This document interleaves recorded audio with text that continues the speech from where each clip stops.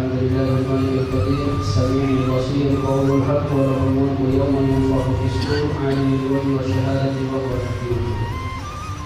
أشهد أن لا إله إلا الله وأشهد أن محمدا عبده ورسوله. اللهم صل على سيدنا محمد نور الأسامي وملائكة الجاري وجمعني به في كل أقوالي وعلى آله وصحبه. Jemaah Majelis Al-Wafa di Ahlillah yang dirahmati Allah Subhanahu wa Ta'ala. Kita sekarang berada di bulan Sya'ban. 1400 tahun yang lalu Nabi Muhammad SAW pernah berkata kepada para sahabatnya bahwa sesungguhnya bulan yang diapit oleh dua bulan yang dimuliakan oleh Allah, yaitu bulan Rajab dan bulan Ramadan, adalah bulan Sya'ban. Yang mana di bulan Sya'ban ini banyak sekali orang yang melalaikannya, karena banyak orang yang tidak tahu keutamaan di bulan Sya'ban. Nabi Muhammad SAW bersabda, Rajab syahrullah, Sya'ban syahri, wa Ramadan syahrul. Kalau Nabi, Rajab adalah bulannya Allah Subhanahu wa Ta'ala, Sya'ban adalah bulanku, dan Ramadan adalah bulannya iman. Nabi Muhammad SAW mengatakan, Sya'ban syahri, bulan Sya'ban adalah bulanku. Mengapa Nabi Muhammad SAW mengatakan demikian? Karena tidak lain dan tidak bukan Rasulullah SAW sangat mencintai bulan Sya'ban.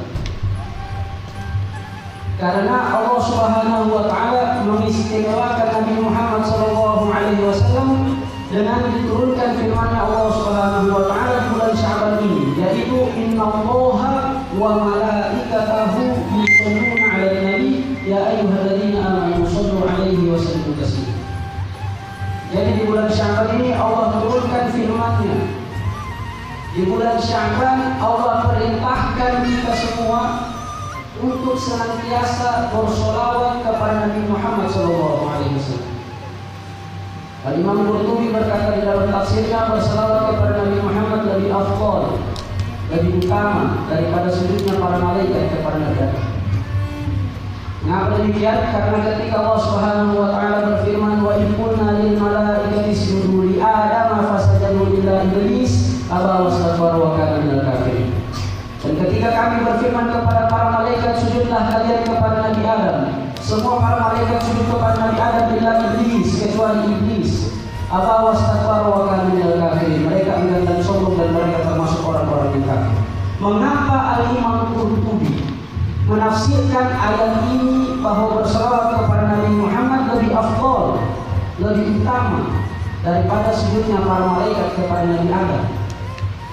Karena ketika Allah Subhanahu wa Ta'ala memerintahkan kita semua untuk memerintahkan kepada para malaikat untuk sujud kepada Nabi Adam, Allah Subhanahu wa Ta'ala tidak sujud kepada Nabi Adam.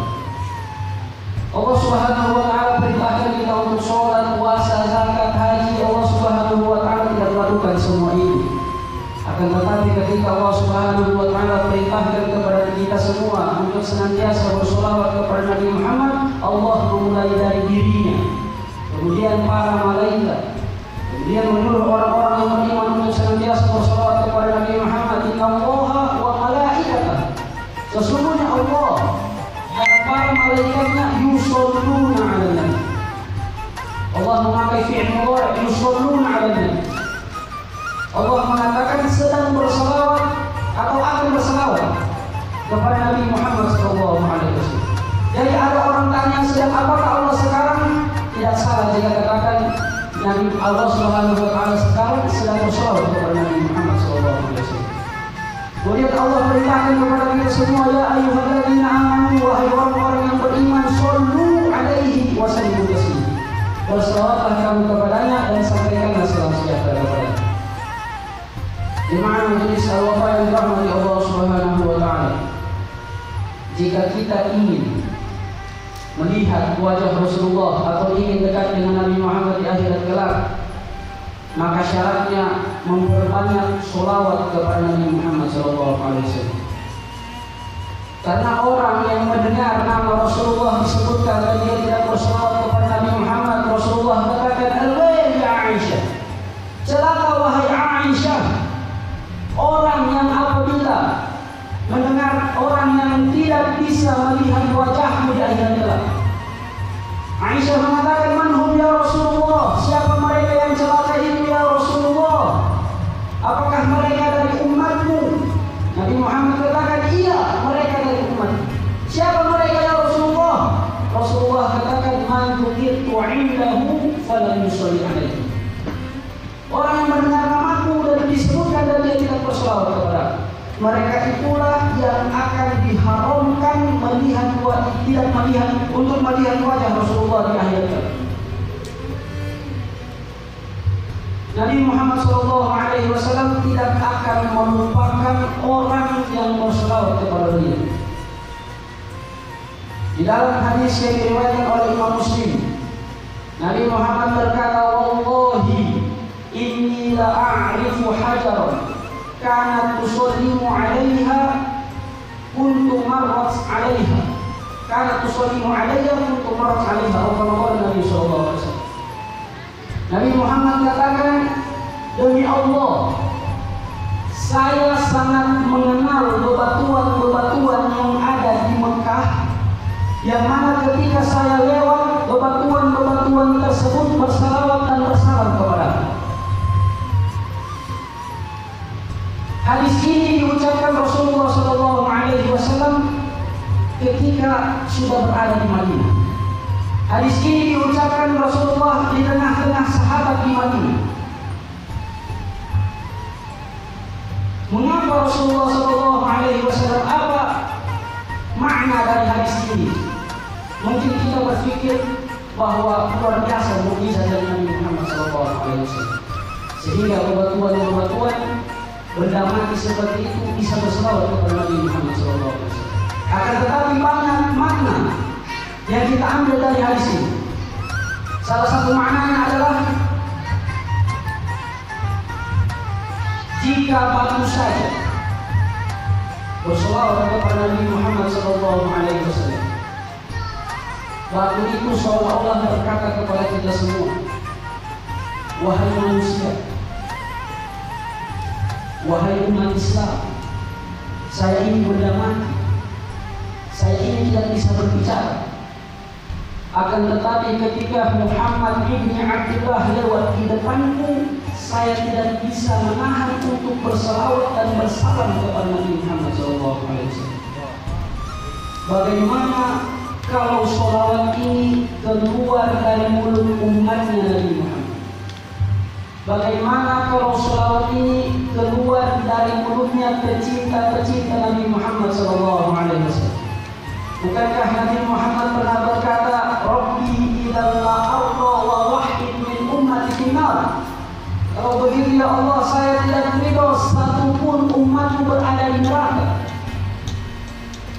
Jika kita orang yang diinginkan keselamatannya kita, diinginkan Nabi Muhammad SAW untuk selamat, dan kita berselawat kepada beliau, tidak mungkin Nabi Muhammad SAW akan melupakan kita semua. Alhamdulillah, dari tadi kita 1 jam kita berselawat kepada Nabi Muhammad SAW, memuji Rasulullah SAW. Semoga duduknya kita di sini menjadi sebab bahwa kita bukanlah orang-orang yang melalaikan bulan Sya'ban. Amin amin ya rabbal alamin. Assalamualaikum warahmatullahi wabarakatuh.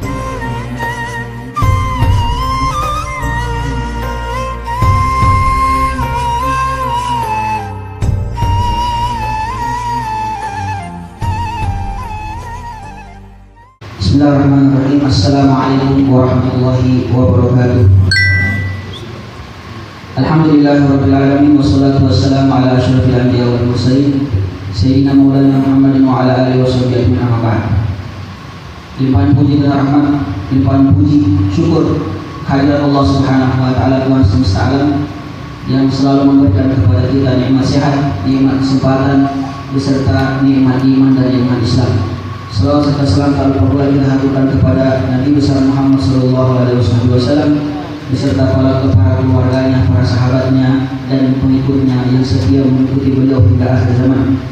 Hadirin dan hadirat Majelis Al-Wafa Bihadillah yang dirahmati Allah Subhanahu wa taala. Insyaallah kesempatan kali ini kita akan membahas sedikit tentang puasa. Berhubung karena kita dalam belajar memasuki bulan suci Ramadan, maka perlu kita mengenal atau mengetahui sedikit apa-apa yang wajib kita lakukan tentang apa yang wajib kita ketahui tentang syarat-syarat dan kewajiban-kewajiban yang menentukan sah atau tidaknya puasa kita. Tapi sebelum saya menjelaskan, teringat sedikit tadi ada masuk dari walidah sedikit di kepala. Alhamdulillah melihat acara-acara seperti ini, apalagi dihadiri oleh banyak semuanya anak muda ya, masya Allah. Itu teringat kepada hadis Rasulullah SAW, "Ajibaru buka min syadid lam yakun lahu sawbah." Allah itu takjub kepada seorang pemuda yang tidak punya dosa. Maksudnya apa? Tidak punya dosa. Kita ketahui tidak punya dosa. Artinya mereka masih muda tapi gemar mendekati kajian-kajian majelis-majelis ini, majelis-majelis zikir. Orang yang seperti ini Allah itu bangga, Allah itu takjub begitu. Subhanallah. Jadi kita orang ini Allah Subhanahu wa taala takjub kepada orang-orang yang selalu ingin memperbaiki diri mereka. Kedua, kalau mungkin ada sebagian kata-kata yang mengatakan kepada kita contohnya, apalagi sekarang dengan fenomena hijrah, ada sebagian orang yang mengatakan, apa kau hijrah ini? Apa kau ini bawa kayak sok alim begitu, sok menghadiri majelis ilmu. Ini kalam yang sesat, kalam yang salah. Karena pada faktanya itu terdapat itu kebalikannya sebenarnya. Orang yang hadir dalam majelis seperti ini itu berarti orang yang mengakui dirinya banyak dosa. Makanya dia hadir majelis-majelis seperti ini agar Allah ampuni dosanya. Justru orang yang mengatakan seperti itu ditakutkan ada kesombongan dalam hatinya. Makanya dan ini alhamdulillah kita seperti ini berada dalam rahmat dan ridho Allah Subhanahu wa taala. Oleh karena benar kata Imam Ibnu Athaillah As-Sakandari, beliau mengatakan ruba ma'syati awrat sahibatu dan waswati sarang khairun min ta'atin awrat sahibah izan wasfiqar. Karena maksiat yang kita menyesal dengan itu kemudian kita mau memperbaiki diri kita, itu lebih baik daripada amal kebaikan yang kita lakukan atas dasar sombong. Ini membanggakan diri daripada orang lain. Nah, mudah-mudahan Allah Subhanahu wa taala merahmati perbuatan kita semua dan Allah mengampuni dosa-dosa kita semua. Amin amin ya rabbal alamin. Untuk mempersingkat waktu, saya akan masuk ke dalam intinya, yaitu pembahasan tentang puasa, dan insya Allah apa yang kita dapat itu yang kita amalkan dan kita jalankan. Bismillahirrahmanirrahim. Hukum siam, hukum berpuasa. Ini pembahasan saya itu dari kitab Ad-Durus Ramadaniyah dari Umat Muhammadiyah. Pelajaran Ramadan.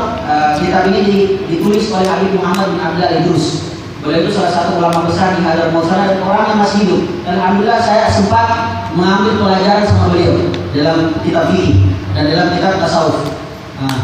Ini kitabnya ini masya Allah sangat lengkap sekali tentang puasa. Tapi di sini saya akan membahas hanya masalah puasa.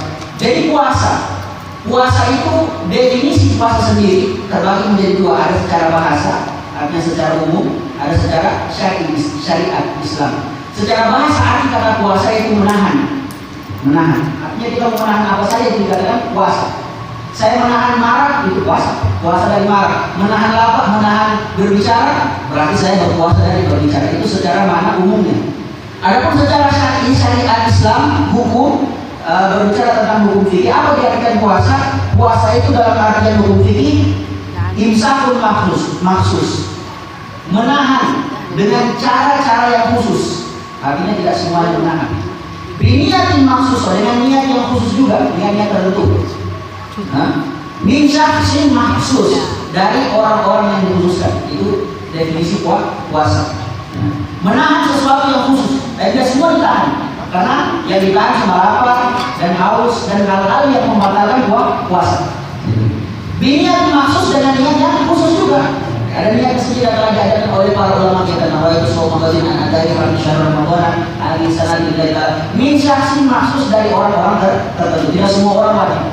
Tidak semua orang diwajibkan.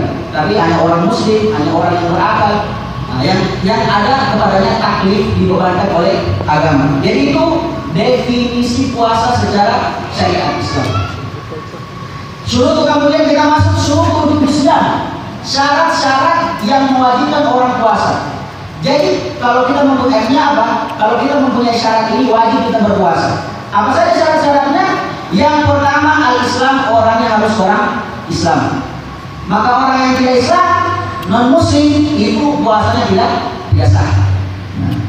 Walau di dunia dia tidak diminta untuk melakukan puasa, tapi di akhirat nanti dia ditutup oleh Allah Subhanahu Wa Taala. Kenapa tidak melakukan puasa? Artinya kenapa tidak masuk Islam dan harus berpuasa? Jadi bukan orang kafir itu tidak dituntut hanya apa? Kenapa dia kafir? Tapi kenapa tidak melakukan ibadah-ibadah? Ada dalilnya di dalam surat Al-Mudaththir. Allah Subhanahu Wa Taala berfirman, wala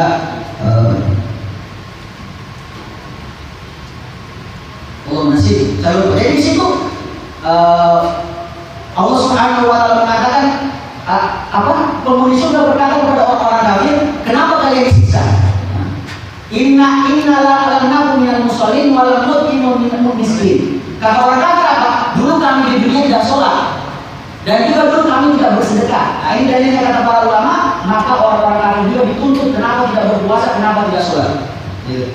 Itu yang pertama. Yang kedua, syarat wajibnya berpuasa seseorang yaitu harus balik. Apa itu balik? Artinya sudah masuk haddut taklif. Artinya dia sudah dibebankan oleh agama untuk menjalankan semua syariat Islam. Orang yang jadi balik dengan tiga perkara. Pertama, sampainya umur seseorang 15 tahun sempurna. Kalau sudah sampai 15 tahun sempurna, walaupun dia belum mimpi basah, dia sudah dikatakan balik. Ataupun laki-laki dan perempuan yang sudah berhilang mimpi basah, keluarnya mani dari laki-laki dan perempuan pada umur 9 tahun sudah balik, yakni sudah wajib sholat, sudah wajib berpuasa. Yang ketiga, haid dan nifas bagi seorang perempuan di umur 9 tahun. Nah, ini syarat ini ciri-ciri tanda balik. Kalau sudah kena semua kita ini, maka kita sudah diwajibkan untuk berpuasa. Kita termasuk orang yang wajib untuk berpuasa. Akan tetapi anak kecil tetap wajib diperintahkan oleh orang tuanya walaupun dia belum balik. Contoh umur 6 tahun, 7 tahun, 8 tahun tetap wajib diperintahkan untuk melatih diri mereka berpuasa. Ada kenapa? Pahalanya yang pertama, pahalanya agar sampai kepada kedua orang tua. Kedua, agar anak tersebut ketika sudah mencapai masa balik, dia tidak lagi susah untuk melakukan puasa karena sudah terbiasa dari masa kecilnya. Itu yang kedua. Yang ketiga, syarat wajibnya orang berpuasa yaitu berakal, sadar, punya akal. Artinya tidak wajib berpuasa bagi orang yang tidak mempunyai akal, gila, ya. Tidak dapat gila. Kata Rasulullah SAW dalam hal ini, rukyal qalam antara diangkat pena dari 3 orang. Apa maksudnya? Tidak dicatat amalnya 3 orang. Siapa? Pertama, sobi hatta yang buruk kepada anak kecil pertama sampai dia balik. Jadi kalau anak kecil tidak ditulis malaikat dosa-dosa atau apa dosa. Tapi pahalanya, kebaikannya kalau diajarkan orang tua, pahalanya masuk kepada orang tua selama. Wa ainain hatta yastajid, dari orang tidur sampai dia bangun. Orang tidur tidak dicatat amal keburukan. Artinya apa yang dia lakukan ketika masa tidur itu tidak dicatat apa. Yang ketiga, wa anil ma'ku hatta yabra. Dari orang yang dipaksa sampai dia bebas dari paksaan tersebut. Atau dari kegilaannya dia sampai dia sadar dari kegilaannya atau pingsan, sama saja. Yang itu yang kedua, itu yang ketiga dari hal-hal wajibnya orang berpuasa. Dan yang terakhir yang keempat, itu harus mampu dalam berpuasa. Orang yang mampu dalam berpuasa merupakan syarat wajib. Adapun orang-orang tua yang sudah tua sekali, sangat tua, tidak mampu lagi untuk melaksanakan puasa, maka ini dikatakan para ulama mengganti puasanya dengan membayar fidyah. Membayar fidyah 1 hari 1 mud. Yang ditinggalkan 1 mud itu sekitar 0,75 kg. 0,75 kg. Kemudian rukun-rukun puasa. Nah, puasa mempunyai rukun, artinya rukun ini harus dikerjakan. Termasuk dari puasa. Kalau tidak ada rukun tersebut, puasanya tidak sah. Apa pertama? Yang pertama rukun puasa adalah berniat. Nah, wajib berniat. Karena kata Rasulullah SAW, apa? Innamal a'malu binniyat. Sesungguhnya seluruh amal itu wajib dibarengi dengan niat. Dari hadis Sayyidina Umar bin Khattab. Nah, kemudian juga niat ini wajib di malam hari. Jadi kalau kita lihat di dalam semua ibadah itu, niat itu berbarengan dengan perkaranya, artinya dengan perkara awalnya beda dengan puasa. Kalau puasa sendiri, jadi puasanya di pagi hari atau ketika masuk fajar, tapi niatnya di malam hari. Nah, ini atas dasar hadis dari Rasulullah SAW, malam yubayyin niyah fala siyamalah. Barang siapa yang tidak memalam-malamkan niat, maka puasanya nanti tidak sah. Jadi niat itu wajib dilakukan pada malam hari. Dari kapan niat itu boleh? Niat itu boleh ketika sudah waktu berbuka, artinya sudah maghrib. Itu di situ mulai boleh kita berniat, boleh berniat di situ. Maupun boleh. Tapi sampai kapan? Sampai sebelum fajar. Nah, sampai sebelum masuk waktu fajar, di situ semuanya boleh berniat. Tapi afdalnya ketika waktu sahur itu, selain sahur. Nah, di sini di waktu sahur itu afdalnya berniat. Makanya kalau kita biasa habis sholat maghrib waktu berbuka, biasa kita orang dibimbing oleh imam, akhiru niatan lisawm, nawaitu saum badin an adai fardhu. Itu apa? Agar kalau mungkin agar kita tidak lupa. Nah, siapa tahu biasa ada orang yang ketiduran dan tidak ikut makan sahur, jadi tapi sah puasanya karena kenapa dia sudah berniat di malam hari. Gitu. Nah, ini yang pertama. Jadi pertama dari niat tersebut wajib di malam hari. Nah, tidak boleh ketika sudah masuk fajar, tidak sah. Nah, yang kedua dari niat wajib di setiap hari. Artinya setiap mau berpuasa wajib di setiap malam. Di setiap malam itu wajib berpuasa. Itu menurut apa? Menurut jumhur ulama, kebanyakan para ulama, Imam Syafi'i, Imam Ahmad bin Hanbal, dan Imam Abu Hanifah, tiga imam ini mengatakan wajib setiap apa namanya? Setiap malam itu berniat. Kenapa? Li'anna shaum ibadatun mustaqillah. Karena puasa itu ibadah yang mustaqil. Artinya 30 hari itu ibadah sendiri-sendiri. Setiap harinya beda, bukan satu. Bukan satu paket begitu. Beda-beda. Jadi memerlukan niat tiap malam. Beda dengan Imam Malik. Kalau Imam Malik bilang tidak, ibadah puasa itu satu komplit. Jadi tidak apa-apa niat satu malam pertama, sah semua juga tidak berniat tiap malam. Satu malam itu saja. Jadi Imam Malik mengatakan kalau dia sudah awal malam Ramadan sudah berniat, besok malam itu sudah berniat tidak apa-apa. Dan Imam Syafi'i mengatakan, kata para ulama Syafi'i mengatakan kita itu sunnah mengikuti caranya Imam Malik itu, disunahkan. Tapi apa disunahkan apa? Kita berniat mengikutinya. Artinya bagaimana? Artinya kita ketika masuk awal malam bulan suci Ramadan kita berniat nawaitu shaum Ramadan kullah. Saya berniat berpuasa Ramadan 1 bulan penuh. Itu disunahkan. Agar kenapa? Jikalau nanti kira-kira kalau ada satu malam kita lupa berniat puasa kita itu sah menurut Imam Malik. Tapi apa kewajiban? Ya wajiban tidak betul. Karena kenapa? Karena kita mazhab Syafi'i. Itu cuma ambil sunnahnya saja. Cuma mengambil sunnahnya niatnya Imam Malik. Tapi kita orang yang bermazhab Syafi'i ini tetap wajib melakukan niat tiap malam. Tidak boleh tidak. Gitu. Itu yang kedua, artinya kedua berniat tiap malam. Yang ketiga ta'yinun niyah, menjelaskan niat itu, artinya harus jelas. Contohnya nawaitu shauma ghadin. Saya berniat puasa besok. Artinya dia sudah jazam, keyakinannya kuat untuk besok berpuasa. Maka tidak sah orang yang berniat puasa tapi tidak jazam, tidak berkeyakinan kuat. Seperti apa? Dia bilang kalau besok bulan suci Ramadan saya akan berpuasa. Ini kan tidak berkeyakinan kuat. Kalau besok, nah ini tidak sah puasanya. Artinya dalam istilahnya taruh bukti niat. Artinya niat tidak. Atau dia bilang saya berniat puasa besok kalau tidak musafir. Kalau saya musafir berarti saya tidak puasa. Nah ini tidak sah juga. Jadi berniat puasa itu harus artinya jazam, harus artinya betul-betul niat besok, tidak ada pilihan itu. Nawaitu shauma ghadin, saya berniat puasa besok. Tidak boleh saya berniat puasa besok kalau tidak boleh ada kalaunya. Kalau makannya tidak enak gitu. Hak ini dan niat begini juga di semua puasa, bukan cuma puasa Ramadan saja. Atau puasa-puasa yang lain kalau juga tidak sah niat, karena yang membatalkan itu tawaddu sama kayak dalam sholat. Saya niat sholat usul atau di dalam sholat contohnya.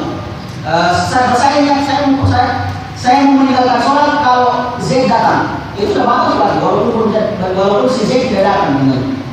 Nah, karena itu namanya taruh niat, bolak-balik dalam niat, putus tidak. Dengan dia bilang putus atau tidak sudah putus sudah.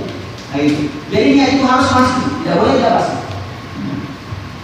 Nah, kemudian dikatakan di sini hukuman nasiyaniyah, hukumnya orang kalau lupa niat. Bagaimana orang kalau lupa niat? Nah, orang yang lupa akan niat puasa di malam hari, yang wajib bagi dia pertama menahan. Jadi jangan mentang-mentang tidak berniat di malam, paginya makan. Tetap wajib menahan. Nah, tetap wajib puasa tetap. Itu pertama. Orang yang lupa niat di malam tetap wajib menahan di pagi hari. Tidak boleh makan, tidak boleh minum. Wayakli yang kedua menggantinya. Kenapa? Karena tidak sah karena tidak ada niat. Salah satu rukun dari puasa. Nah.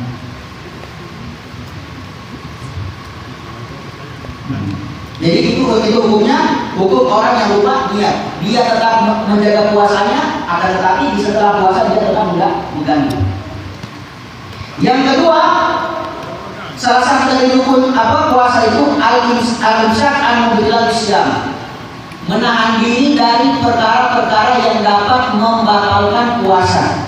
Ini. Nah, di sini dikatakan bidayatul imsak. Awal mulanya menahan itu dari mana? Ittafaqul fuqaha, para ulama fikih sepakat bahwasanya puasa itu masuk waktunya bitulu'il fajri tsani wa huwal fajr shadiq, dengan terbitnya fajar. Fajar kedua. Jadi fajarnya ada dua, ada fajar bohong, ada fajar benar-benar. Kalau fajar bohong itu kata para ulama biasa itu kumpulan-kumpulan terang lampu, jadi terkumpul ke atas jadi kayak terang begitu. Padahal bukan. Nah, padahal itu bukan fajar sesungguhnya. Nah, fajar yang kedua, kalau fajar bohong jenisnya apa? Memanjang gitu. Memanjang satu alur satu kayak bagaris ke sana. Itu fajar bohong gitu. Berarti cuma kalau kita lampu banyaknya lampu jadi fajar dia. Kalau fajar benar itu seperti apa? Meluas dari ufuk ke ufuk, lebih luas. Nah, ini fajar belum sudah masuk fajar berarti. Nah, di situ mulai berpuasa. Di situ mulai masuk waktunya puasa. Apa dalilnya? Nabi Sallallahu Alaihi Wasallam bersabda ketika turun ayat hatta yatabayyana lakumul khaytul abyad minal khaytil aswad minal fajr. Sampai jelas kepada kalian benang putih dan benang hitam. Itu pembedaannya, benang putih dan benang hitam. Benang putih itu artinya apa? Itu fajar tadi. Kalau benang hitam apa? Ya kegelapan malam. Kalau sudah ada benang putih artinya fajar shadiq tadi itu, maka disitulah bermulai puasa dan disitu mulai masuk waktu subuh. Nah, kemudian masuk terakhir hal-hal yang membatalkan puasa. Oke? Nah, ini perlu kita tahu juga apa saja yang membatalkan puasa. Nah, yang pertama yang membatalkan puasa seseorang ar-riddah, murtad, keluar dari agama Islam. Nah, orang keluar dari agama Islam otomatis batal puasa. Dan wajib kalau dia murtad cukup 1 tahun, wajib dia ganti puasa semua. Kalau dia masih bisa pulang, wajib. Yang kedua, haid dan nifas. Perempuan ketika sedang haid, kemudian ketika dia haid atau keluar nifas, itu batal puasa. Batal puasa. Ya. Beda kalau orang keluar mani, tidak batal puasa. Mani tidak batal puasa, cuma cukup mandi saja. Mandi, lanjut puasa. Tidak apa-apa. Karena sebagian orang biasa kira kalau di bahasa itu judul, oh sudah batal puasa. Dia lagi makan habis ini. Tidak batal. Intinya kemakan itu, kemakan gitu. Yang ketiga wiladah, melahirkan. Ya, melahirkan juga termasuk yang membatalkan puasa. Walaupun tidak keluar darah, kering, tetap batal puasa. Yang keempat junun, gila. Walaupun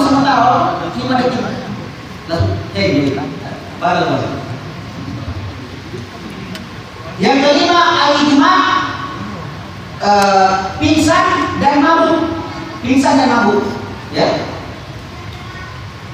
Tapi syarat dua syarat yang membuat pingsan dan mabuk ini, dua syarat saja dia membatalkan puasa. Pertama, kalau dia sengaja. Yang kedua, kalau pingsan dan mabuknya ini satu hari full. Ini batal puasa. Ada orang dari subuh sampai maghrib pingsan, batal. Dan kalau setengah hari, enggak. Atau tadi mabuk satu hari full, mabuk pingsan bagi dosa. Pingsan gara-gara mabuk. Nah, walau itu tapi tidur tidak membatalkan puasa walaupun tidur satu hari. Dia gas, habis sholat subuh gas. Keluar, asyhadu an la. Saya kira masih pagi, tapi sudah ada lain. Nah, itu tidak batal. Tapi jangan berpikir nanti begitu. Itu makruh. Ya, karena menghilangkan ibadah lain. Jadi bisa ibadahnya walaupun nomor soin ibadah. Ada yang apa bilang tidurnya orang puasa itu tetap jadikan diri begitu, jadikan kebiasaan. Bahaya juga itu. Apalagi sampai los 5 waktu begitu, subuh, zuhur, asar, nanti maghrib sholat gabungan, usolli. Pada zuhur subuh, asar gabungan dilakukan. Bahasa baru dia boleh. Jadi kalau tidur tidak batal ya, walaupun satu hari penuh. Tapi kalau sampai meninggalkan sholat, ya dosa juga tadi, dosa meninggalkan sholat. Yang keenam, yang membatalkan puasa, masuknya sesuatu ke jauh dalam tubuh, ke dalam tubuh seseorang. Seperti apa? Makan, minum, atau sesuatu yang masuk ke dalam tubuh. Tapi ini dari apa? Dari lubang yang terbuka, seperti mulut, hidung. Ini lubang terbuka semua ini, mulut, iya mulut, hidung, telinga, dubur, kemaluan belakang, dan kemaluan depan. Jadi kalau sesuatu masuk lewat itu semua batal puasa. Batal puasa, ya. Tapi selain itu tidak batal. Seperti masuk di kulit, mandi, diserap oleh kulit, atau pakai cila di mata. Karena ini kata ulama, ini tidak masuk dari lubang terbuka, tapi dengan serapan. Nah, ini tidak batal.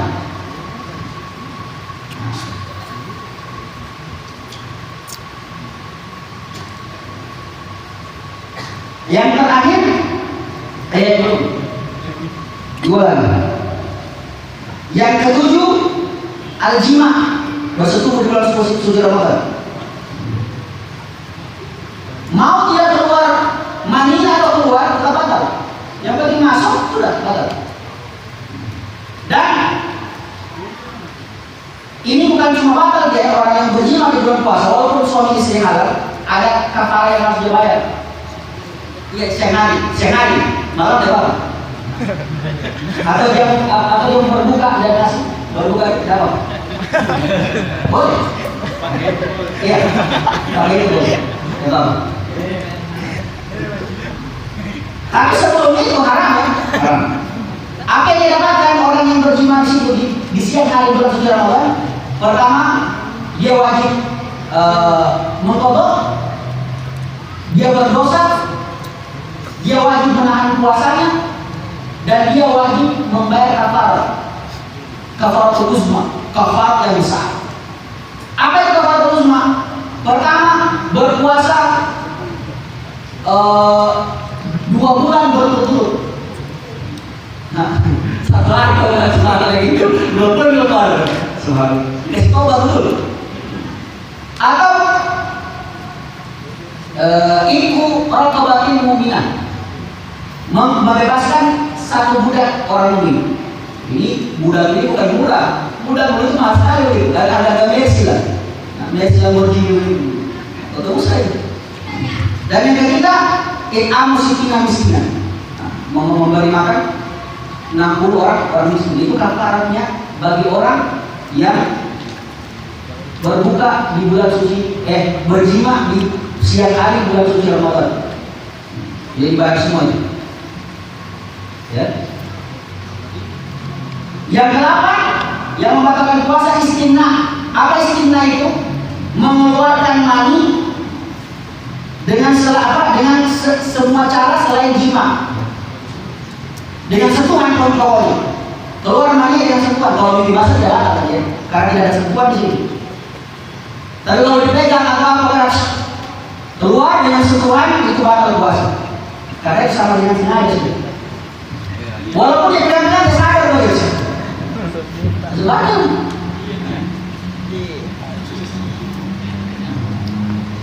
Tapi juga begitu, sama juga kalau istimna itu ya, bukan arti dia batal artinya sudah boleh berbuka, tidak. Tetap wajib dia menahan dan dia dapat dosa kalau dia sengaja. Kemudian dia wajib mengganti.